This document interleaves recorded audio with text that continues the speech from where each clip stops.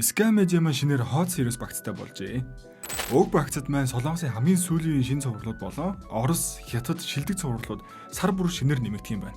Та бүхэн Love in the City, 100 Memories, The Queen Who Crowns, Numbers, The Untamed гэх мэт маш олон сонирхолтой цувралуудыг үзхийг хүсвэл Sky Media болон Go Plus-аас хүлээн авч үзээрэй.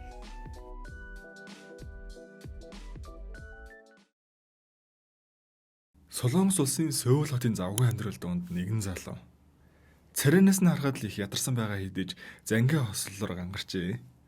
Тэр бол өөрөөс нь хүссэн бүхнийг хийчдэг, хизээш гомдолдгүй нэлээд дуулууртай ажилтан байхгүй юу? Ихэнх хүмүүс 5 жил ажиллаж чаддаггүй, ганцаараа эсвэл дотоодоо зүвлэх болдог, соочид донд дээд амжилтыг тогтоохоор 9 дэх жилдээ өмгөөлөгчөөр ажиллаж байгаа нэ. Тэрээр шүүх хуралд оролцохоор явж байх замд нь харваа шинэхэн өмгөөлөх зогсож тааралдав. Хуулийн холбогдлолтой кино үзэж мүцзээ. Нөгөөхөө дуурайгаа солиорч өгч гинэ. Хөөхий тэр амтныг хараад маньхан өнгөрснөд орсож байгаа. Хоёр дахь жилдээ бол үйлчлүүлэгчийн аманд орчих гал хамт өөлмөлсөн ч байх шиг. Яг үндэ нөгөө үйлчлүүлэгч нь манай хүн хотлоо яриад жүжөөд байгаа байхгүй юу? Шүүх хуралд оролцоод бүгд дэлгэж байгаа. Чухамгүй хүн зодоогүй гэж өөлөөд байсангаар жинхэнэ божигнуулж байгаа юм чи. 3 дахь жилдэн таарсан үйлчлүүлэгч нь би мөнгнөөс бол шүүгтэйгвэ. Тэр залуу онцгүй харьцаатай байсан юм аа гэдгээл их л тайван цайван суусан шигээ. Гэвч шүүх хурал дээр ялагсны дараагаар нөө тайван хүн ч байхгүй. Тэр мөнгийг авах хэрэгтэй байсан эдрээл манай өмгөлөгч ахыг зодох жишээ нэ. Харин 8 дахь жил ихэд шүүх тахимд үйлчлүүлэгчийн тал зогсох ёстойш тэдний найз болох шаардлагагүй байна гэдгийг хэдийн ойлгосон. Энэ удаагийн хэрэг дээр нөгөө зам таардаг шинэхэн өмгөөлөгтөд мэтгэлцэхнэ. Энэ шүүх хурлын эхлэлээс л бид манай өмгөөлөгч ахын нэрийг Анжуйон гэдгийг мэдж авч байгаа. Харин шинэхэн өмгөөлөгч бол бүтэхгүй нөгөө киноны сүдэ дуурайгаа сүд босчол танхимын голд киноны гол дүр байтал ярьдаг байтар болсон чинь шүүгч нь суудтаа суугаа микрофоноор яриа л гэж авсан. Тэгээд яриад эхэлсэн бүр байхгүй. Нэр томьёо үүрэг хариуцлага инээдэрээ бүх юмаа холиодсон. Ан өмгөөлөгч маань энэ бүр бүтэхгүй гэсэн янзтай харж толгоос хэсэрсэн шигээ сууж байгаа. Өрөвдснөө залгасноо мэдэхгүй. Телевизийн драманаас хэрэг өмгөөлөхлөөр сураад хэрэггүй. Эрт ирээд өмнөх хурлуудад суугаад үз. Дээрээс нь над үзэж байгаа драмч угаасаа эрүүгийн шүүх хурлаасаа эн чи иргэний шүүх гэ бүр хамгийн наазахын зөвлөгнөөс өгчөөд явлаа. Манай ахын офс дээр нэг их хоцроо бараг мүлэг шахаал орж ирж байна. Азгүйч бол яг өрөөнд орохын захиралтайгаа нүүрэлдээд. Ан өмгөөлөгчийн өрөөнд бол туслах нь ар араас нь ялсан шиг хурлын шийдвэрүүдийг нөгөөстэй. Өөр давхар суудаг бондгор өмгөөлөгчээр хэрэгээр болуулж байна. Захирал нь өнөөрөө амжихгүй бол маргаашаар амжуулчих гэхэд нь тун дургу сууж байтал дон данс руу бонус гээд 1 сая вон шилжүүлэхэд шууд зан хувраал орой дуусгач яа захирлаа гинэ бондошоод мөнгө шөвчтэй л дагуулсан. Бас нэг тал дандаа жижиг сажиг ажил авдаг бүтггүй өмгөөлөгч байна. Яаж жоохон зөвлөгөө өгөөдөө гэж сууж байхад үйлчлүүлэгч нь таны энерги их сайн байна гарцаагийн болно л гэж хошгруулаа сте. Ан өмгөөлөгч маань харин ихний шүүх хурал дээр бүх хэрэгээ хүлээн зөвшөөрсөн хэдий ч одоо бол бүх ялаа түтгэл зүйлээ дав заалдж байгаа хариуцагчид зөвлөгөө өгч байна. Татварын нэгтлэн бодгочоор ажилладаг тэрээр байнгын үйлчлүүлэгчтэйгээ хураамжналаар маргалдаад хэрэг болж л дээ.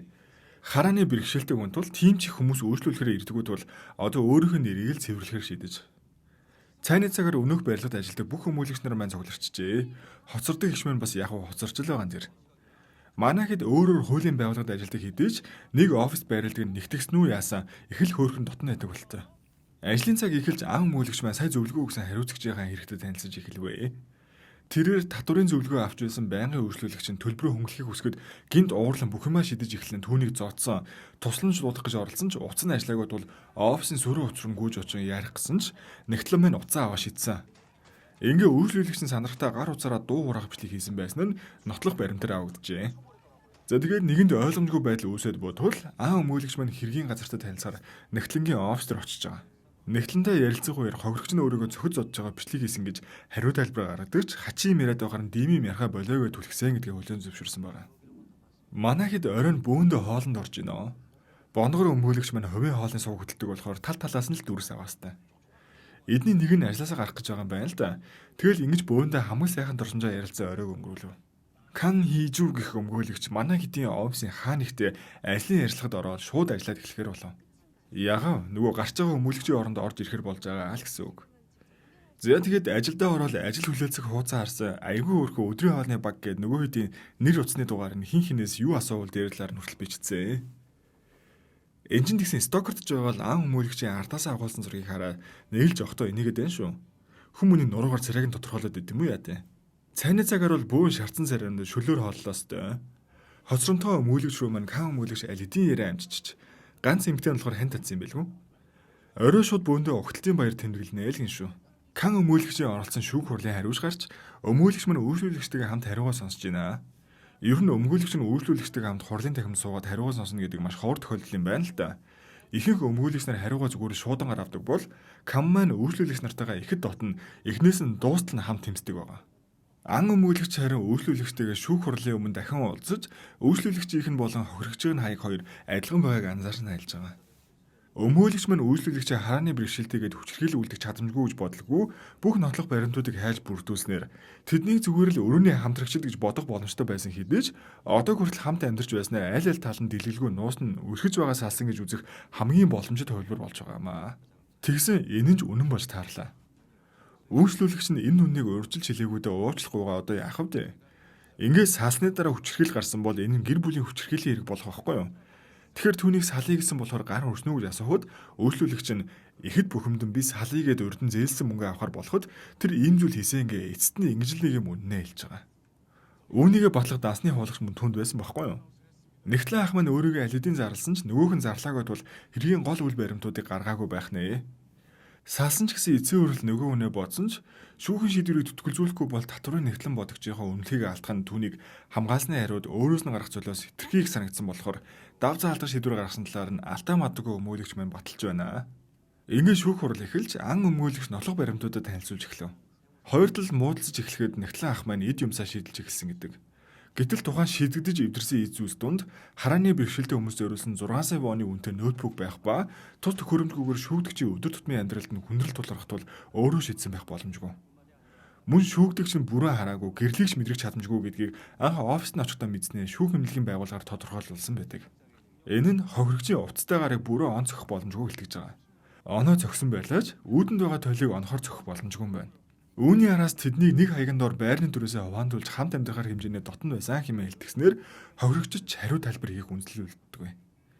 Эцэст нь энэ нь хураамжийн мөнгө биш төлөгдөөгүй зээлээс болж хохирогч хурамч мэдүүлэг өгснгийг нотолсноор шүүх хурал дуусваа гэж.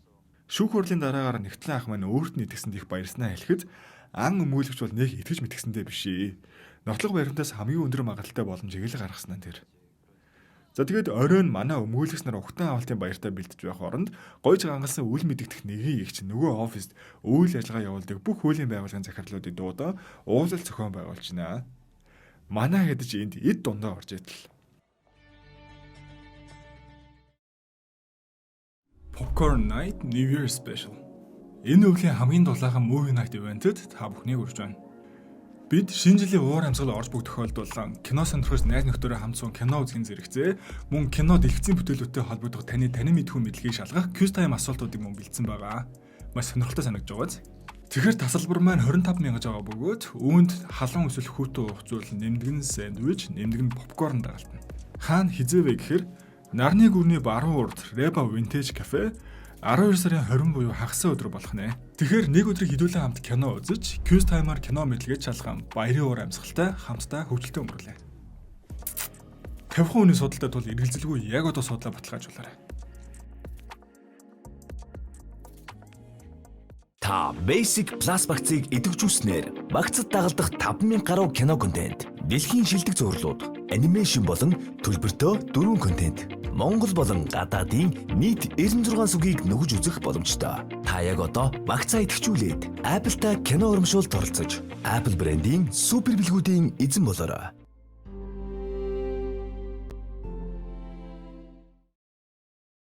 Каммен орж ирснээр ан өмгөөлөгчтэй дахин уулзсандаа таатай байна гинэ.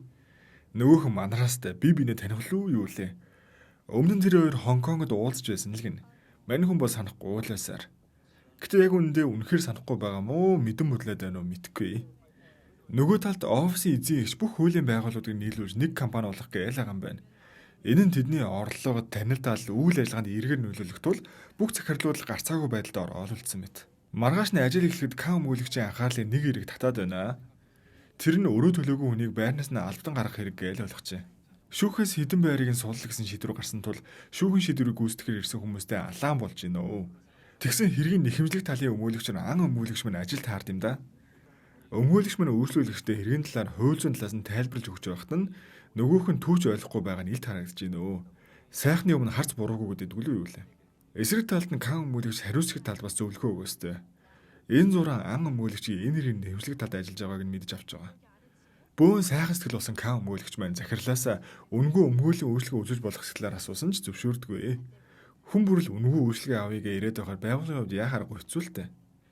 Удалгүй бүх захирлуудад зурвас очиж нэгдэг хэсэг талаар эцсийн санал хураалтаа авуулахад гарцаагүй байдалд орсон тэд бүгд зөвшөөрч маргаашнаас нь ахуулаад хаяг нэр зэрэг бүтцийн өөрчлөлтүүд маш хурдан болол өнгөрнөө.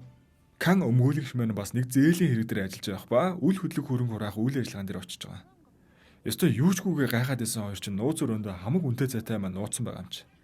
Тэгснээ эсрүүцээр зарлал хамаг хувцас дээр тайл нэмсгэлээд жигтэйхэн гавьяа байгуулсан байгаа ш. Кан өмгөөлөгч маань ан өмгөөлөгчд бас тунаастай зөвхөн надад хүндийн хандлаа эдэргээл.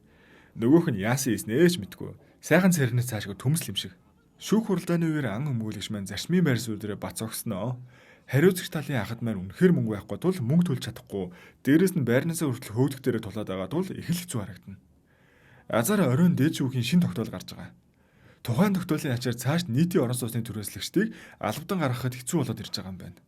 Гисэн эдэж тогтоол нь дүнж гарсан шалтгаалan хариуцагч тал болоод шүүгч хараахан мэдээгүй байх боломжтой тул нэхэмжлэлээ татаж авалгүй хуучнараа шүүх хурлаа үргэлжлүүлэхээр үйлчлүүлэгчтэйгээ ан өмгөөлөгч маань тохиролцсноо. Цайны цагаар бол тогтоолын талаар манай хоёр мэтгэлцээстэй. Үүний дараагаар Кан өмгөөлөгч маань хариуцагч тал дээр очиод дээд шүүхийн тогтоолын талаар мэдээлэл өгсний ачаар манай ах түүнийг шүүг танилцуулж байрнаасаа гаргахааргүй болж байгаа. Үүнд нь манай ан өмгөөлөгч ихэд бухимднаа. Учир нь шүүх хуралдаа ялагдсандаа биш зөвхөн нийтлэлийг хараад байгаа Кан өмгөөлөгчийн шийдвэр ажиллуулж. Тэрхүү тогтоолоос олж зарим ядруухан ах шиг айлууд байрандаа үлдэх болж байгаа эрэг талтай хэдийч нөгөө талаараа амьдралын боломж тааруу нийтийн байранд амьдардаг сая хүмүүст банк мөнгө зээлхээ болж барьцаагаа дааж чадахгүйгээс үүдэн олон хүн байранд орох боломжгүй нөхцөл байдал үүснэ. Нэхэмжлэх талаас эцэст нь нэхэмжлэгээ туслахаар болж байгаа. Ингийн оройн хөл өмгийн талбайд Кан өмгөөлөгч маань салхилж байх үеэр ан өмгөөлөгч гүйлтэн тусгал хийж таарснаар энэхүү анги маань төгснөө. Аан бас манай хуулийн байгууллага бүгд нэгтгэр болсон шүү. За ингээд цаашид манай хоёр өмгөөлөгчийн харилцаа хэрхэн өөрчлөгдөх, хуулийн байгууллагууд нэгдснээр ямар үйл ажиллагаа явуулах, өмгөөлөгч нар маань ямар сонирхолтой хэрэгүүдэд нүр тулах талаар Scam Media Go Plus-аас үргэлжлүүлэн хүлээн авч үзээрэй.